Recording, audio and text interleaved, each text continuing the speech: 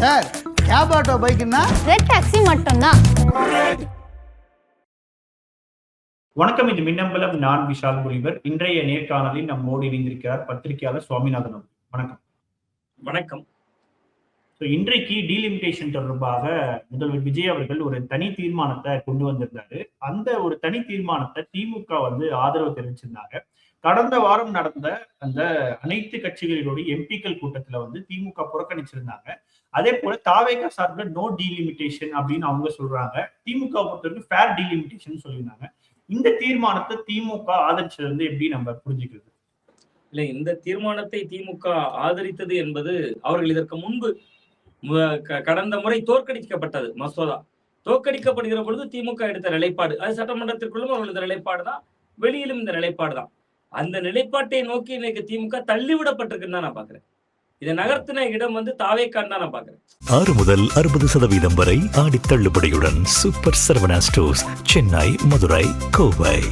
நீங்க அவர்கள் தொகுதி மறுவரையறையில நீங்க சொன்ன மாதிரி அது நீங்க ஏற்கனவே இருக்கக்கூடிய மாநிலத்தில் இருக்கக்கூடிய நமக்கான ஒரு உரிமையை, அந்த சதவீதத்தை அதை ஒட்டியதாக இருந்தால் அவர்களுடைய நிலைப்பாடு வேறொன்றாக இருக்கக்கூடும் தான் நம்ம யூகித்திருந்தோம்.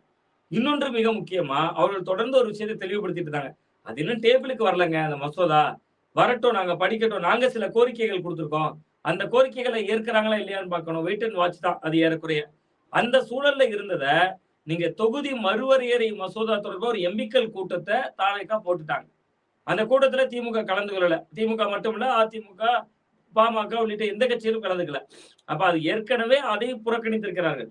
அதை மையப்படுத்தியே பாஜகவோட திமுக நெருங்க போகுது அப்படின்னு பேசிட்டு இருக்கக்கூடிய சூழல்ல அதற்கு முற்றுப்புள்ளி வைக்க வேண்டிய தேவையும் திமுக இருந்தது. சோ அந்த இடம் திமுக டார்கெட் பண்ணக்கூடிய இடம் தான் அது. நீங்க தொகுதி மறுவரையறை மசோதால நீங்க ஆமாவா இல்லையா, எந்த பக்கம் அதை சொல்லுங்க, அந்த கிளாரிட்டி கொடுங்கிறது திமுகவுக்கான ஒரு நெருக்கடியாகத்தான் இருந்தது. ஒருவேளை இதை சொல்ல வேண்டிய தேவை இல்லாமலே திமுக இருந்திருந்தா திமுகவுக்கு இன்னும் பிளஸ் தானே. ஆனா அதை திமுக இப்பொழுது உடைக்க வேண்டிய சூழலையும் தாவேகா தான் கொடுத்திருக்குன்னு பாக்குறேன். இந்த ஆட்டத்தில் தாவேகா தான் இந்த முறை ஜெயிச்சிருக்காங்க. நீங்க கடந்த முறை எம்பிக்கள் கூட்டம் போட்டாங்க. எம்பிக்கள் கூட்டத்துல திமுக கலந்துக்கல, அண்ணா திமுக கலந்துக்கல, கிட்டத்தட்ட பாமக, தேமுதிக, மக்கள் நீதி மையம் உட்பட எந்த கட்சிகளும் கலந்துக்கல. கிட்டத்தட்ட தாவேகா தோழமை கட்சிகளுடைய எம்பிக்கள் கூட்டமாக தான் அது நடந்தது. அந்த இடத்துல தாவேகாவுக்கு பலவீனமானது. அந்த பலவீனத்தை இந்த முறை சமன் செஞ்சிருக்காங்க அப்படின்னு தான் நான் பாக்குறேன். தனி தீர்மானமும் வெற்றி பெற்றிருக்கு. கிட்டத்தட்ட திமுகவை தாவேகாவின் தீர்மானத்தை ஆதரிக்கிற இடம் நோக்கி நகர்த்திருக்காங்கல்ல, அந்த இடம் தாவேகாவுக்கு பொலிட்டிக்கலா ஒரு பிளஸ் தான் பாக்குறேன். இல்ல, இப்போ குறிப்பா திமுக கேட்கறது என்ன அப்படின்னா, எல்லா மாநிலங்களுக்கும் 50% அப்படின்ற ஒரு வாக்குறுதியை கொடுக்கணும் அப்படின்னு. ஆனா திமுக எந்த இடத்துல பாஜக சொல்றதை நம்பலாம் அப்படின்ற ஒரு இடத்தை நோக்கி வந்திருக்காங்க. ஏன்னா இப்போ ஒரு பக்கம் என்ன சொல்றாங்கன்னா, இப்போ அப்படியே 50% இன்க்ரீஸ் பண்ணணும் அப்படின்னு நினைச்சா கூட தமிழ்நாட்டுக்கு 40ல இருந்து 59, 60 ஆகும். ஆனா யூபிக்கு 80ல இருந்து 120 ஆகும். இப்ப ஏதோ ஒரு விதத்துல ஒரு சமரசங்களுக்கு உள்ளாகி இருக்காதா திமுக? இல்ல, இப்ப நீங்க அதை நம்ம அந்த ஒப்பீடை நம்ம எப்படி பார்க்கிறோம்னா, ஆல்ரெடி உத்தரப்பிரதேசத்துல 80 தொகுதிகள் இருக்கு. பெரிய பாராளுமன்ற தொகுதிகளை கொண்டது இந்தியாவை பொறுத்தவரை ஊபி முக்கியமான ஒன்றாக இருக்கு. இப்ப நம்ம 39 இருக்கோம். அவங்களுக்கு 80, அப்படியே இன்னொரு 50% கூடுச்சுன்னா 120 ஆகும்னா நமக்கு 60 ஆகுது இல்ல. அந்த இடம் தான் திமுக சுட்டிக்காட்டுற இடம் முக்கியமான ஒரு இடம்ல. நீங்க ஏற்கனவே எங்களுக்கு இருக்கக்கூடிய விகிதாச்சார இடம், நீங்க 100% இருக்குன்னா அதுல தமிழ்நாட்டினுடைய பங்களிப்பு எத்தனை சதவீதம், அதை தாங்கன்னு கேட்கிற இடம் இருக்குல்ல. ஓவரால் டெமோகிராஃபி மாறுது இல்லையா? ஆமா ஆமா ஆமா, ஒட்டுமொத்தமா மாறுது. நீங்க கேட்கிற முக்கியமான ஒரு இடம். தென்னிந்தியாவின் பிரதிநிதித்துவம் இல்லாம வட இந்தியாவில ஒரு ஆட்சி அமைத்து விட முடியும். வட இந்தியாவில மட்டும் வெற்றி பெற்றாலே ஆட்சி அமைத்து விட முடியும். அதுல எல்லாம் எனக்கு சந்தேகம் இல்லை. நான் அதை 2 கோணம் சொல்றேன். அதுல ஒன்று, இப்படி சொல்கிற பொழுது தமிழ்நாட்டிற்குமான எம்பிக்கள் கூடுவாங்க, எம்எல்ஏக்கள் கூடுவாங்க, இது ஒரு நிலை. இன்னொன்று, பாஜக முன்பிருந்த அசுரபலத்தோடு தான் இருக்கா. நீங்க டெல்லியில, இதே டெல்லியில தான் ஜந்தர் மந்தர்ல இவ்வளவு பெரிய காக்ரோச் ஜனதா பார்ட்டிங்க கூடிய ஒரு புதிய இளைஞர்கள் கூட்டம் போய் பாஜகவோட கண்களில் விரல் விட்டு ஆட்டுறாங்க. இவர்களுடைய தேவைகளை எல்லாம் நிறைவேற்ற வைக்கிறாங்க. ஒன்று, அப்ப திமுக சில சமரசங்களுக்கு தயாராகுது. அந்த வகையில பாஜக கிட்ட சில சமரசங்களுக்கு தயாராகுது. நீங்க இல்ல கூட்டிக்கலாம், பேப்பரை பாக்குறோம், நாங்க ஃபைல்லாம் பார்த்துட்டு முடிவெடுக்கிறோங்கிற இடம் நோக்கி நகர்றாங்க. இதுக்கு 2 காரணம் இருக்கு. ஒன்று, நீங்க 2024 தேர்தல் எடப்பாடி பழனிசாமி எப்படிங்க எதிர்கொண்டாரு? ஒரு பிரதமர் வேட்பாளர் இல்ல, முடிவு என்னாச்சு? 2014 ஒரு பிரதமர் வேட்பாளர் இல்ல, திமுக எத்தனை தொகுதியில டெபாசிட் இழந்துச்சுன்னு எடுத்து பாருங்க. 2014 2011 எதிர்கட்சி வரிசையில கூட வரல. 2014 படுதோல்வி. மோடியா லேடியான்னு ஜெயலலிதா கேட்டாங்க. களம் 2 முனை போட்டியா மாறிடுச்சு. BJP versus ADMK 37 seat AIADMK ஜெயிச்சிட்டாங்க. இன்னைக்குதான் நம்ம பாக்குறோம் பிஜேபியை முன்ன நிறுத்தி திமுக ஜெயிக்குது, பிஜேபியை முன்ன நிறுத்தி. அன்னைக்கு 2014 அதை ஜெயலலிதா அவர்கள் செஞ்சு காட்டிட்டாங்களே, 37 சீட்டு ஜெயிச்சிட்டாங்க. அப்ப இந்த முறை திமுக என்ன ஆட்டம் ஆடுதுன்னா காங்கிரஸோட சேர முடியாது. அப்ப திமுகவோட பிரதமர் வேட்பாளர் யாரு? நீங்க அதிமுக ஒரு பக்கம் கெட்டியா பிடிச்சிட்டு நரேந்திர மோடிக்காக வாக்களிங்க அப்படின்னு சொல்லி கேட்டலாம். விஜய் அவர்கள் கூட காங்கிரஸுக்காக ராகுல் காந்தி அவர்களை முன்னிலைப்படுத்தி தேர்தலை சந்திச்சிடலாம், பார்லிமெண்ட் தேர்தலை. திமுகவோட ஸ்டாண்ட் என்னவாகும்? அப்ப அவர்களுக்கு 2 வாய்ப்பு இருக்கு. காங்கிரஸ் இல்லாத 3வது அணி அப்படி அமைச்சாலும் அது பாஜகவுக்கு உதவுறதானே. நீங்க தமிழ்நாட்டுல எந்த முகத்தை காட்டி ஓட்டு கேட்பீங்க? 3வது அணியில பிரதமர் யாரு? அது ஏறக்குறைய மக்கள் நல கூட்டணி மாதிரி ஆயிரும்.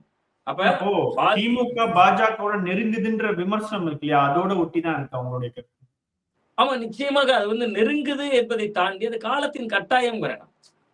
நான் அது நெருங்குது அப்படிங்கிறத நான் 2 கூறா பாக்குறேன். இப்ப நெருங்குதுன்னா இன்னைக்கு இவங்க ஒரு தீர்மானம் வந்திருக்காங்க, அதிமுக புறக்கணிச்சிருச்சு இல்ல, அதிமுக அந்த தீர்மானத்துக்கு ஆதரவு இல்லை. திமுக அந்த ஸ்டாண்ட் எடுக்க முடியலையே. திமுக அதுல நுட்பமான ஒரு ஸ்டாண்டு தான் எடுக்கிறாங்க. பெண்கள் இடஒதுக்கீடு மசோதாவை தொடர்பா நீங்க கொண்டு வர பில்லை நாங்க ஆதரிக்கிறோம், இந்த விஷயத்திலையும் நம்ம தமிழ்நாட்டின் உரிமைகளை விட்டு கொடுத்துடக்கூடாது, ஆதரிக்கிறோம். ஆனா அதிமுக நிராகரிக்கிறதுல, பாமக நிராகரிக்கிறதுல, அந்த இடமும் திமுக நகர முடியலையே. நாங்க நிராகரிக்கிறோம்னு சொல்ல முடியல, ஆதரிக்கிறாங்க.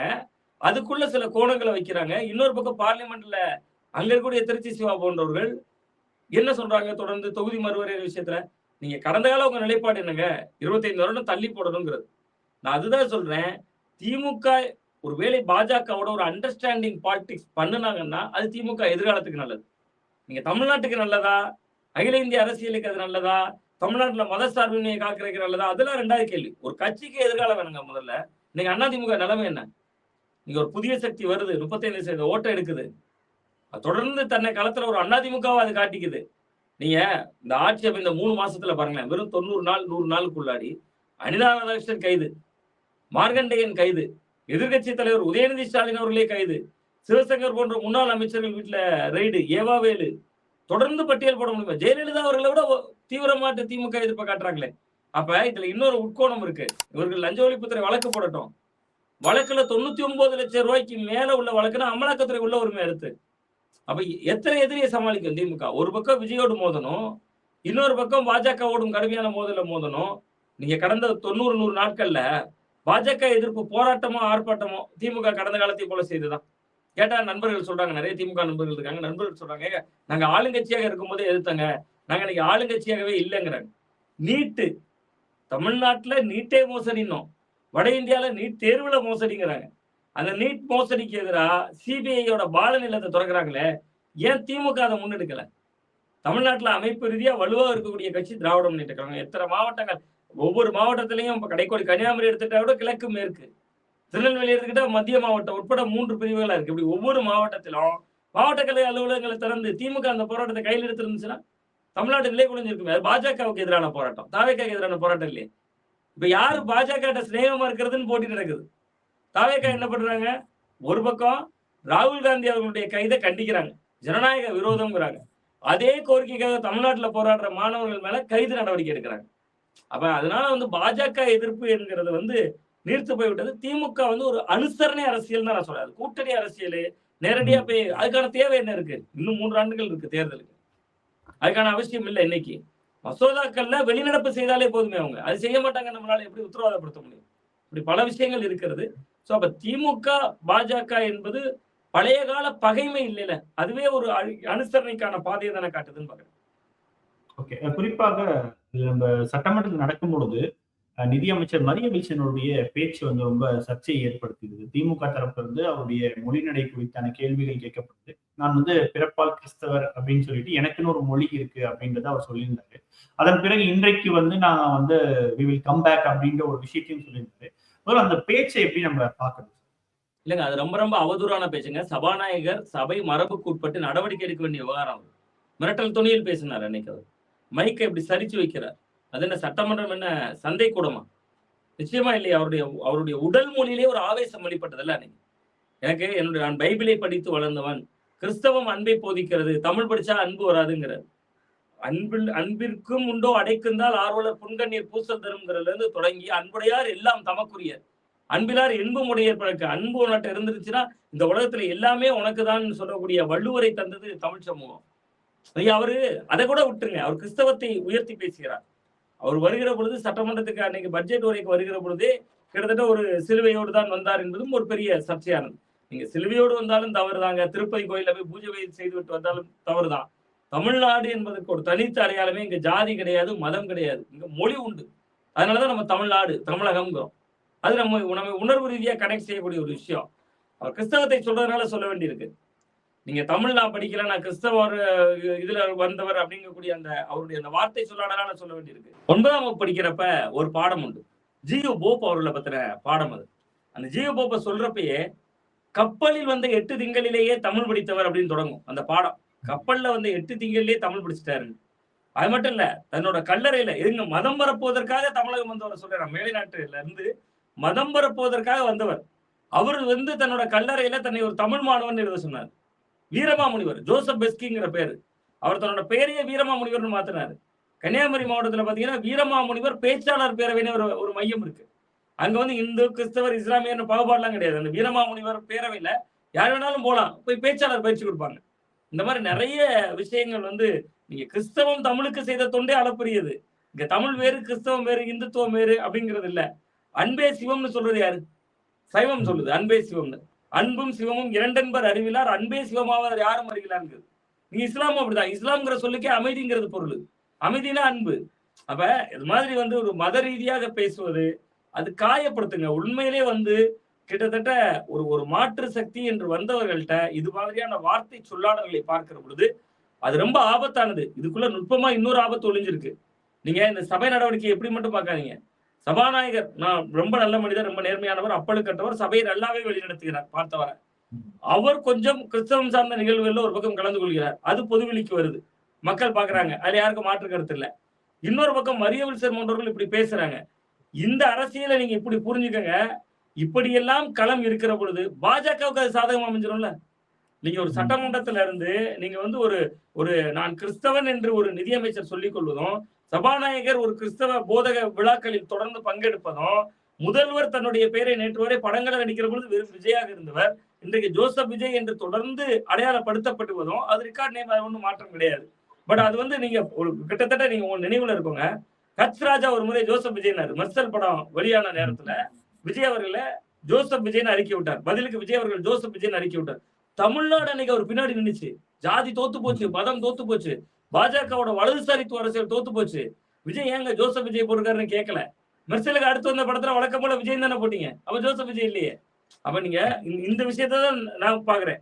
எனக்கு அவர் ஜோசப் விஜயா இருந்தாலும், அப்துல்லா விஜயாக இருந்தாலும், கிட்டத்தட்ட படங்கள்ல வர மாதிரியே அவர் வந்து திருப்பாச்சி படத்துல வர விஜய் அவர்களா இருந்தாலும், நெத்திலே பட்டையோடு வருகிற விஜய் அவர்களா இருந்தாலும், அவர் மத நம்பிக்கைகளை எல்லாம் கடந்து கோயிலுக்கு போகிறார், இந்து ஆலயங்களுக்கு போகிறார், கர்நாடகா மாநிலத்துல போகிறார், ஒரு பக்கம் வேளாங்கண்ணி போன்ற தலங்களுக்கு செல்கிறார், இஸ்லாமியர்களுக்கு ஹஜ் மானியத்தை உயர்த்துகிறார், 25,000 35,000 ஆக்குறார். மத ரீதியாக நான் அவர்களையெல்லாம் சந்தேகிக்கல. என்னுடைய கோணம் என்னன்னா, நான் வைக்கிற வாதம் என்னன்னா, நீங்கள் இப்படியாக அடையாளப்படுத்திக் கொண்டே இருக்கிற பொழுது வலதுசாரித்துவ அரசியல் அந்த மண்ணில் வளர்வதற்கு காரணமாயிருக்கும். இந்த ஆபத்தை தாவேக்காவினர் முதல்ல உணரணும். அது எதிர்பார்ப்பு. அவர்கள் செய்வார்களா செய்ய மாட்டார்களா என்பது 2வது.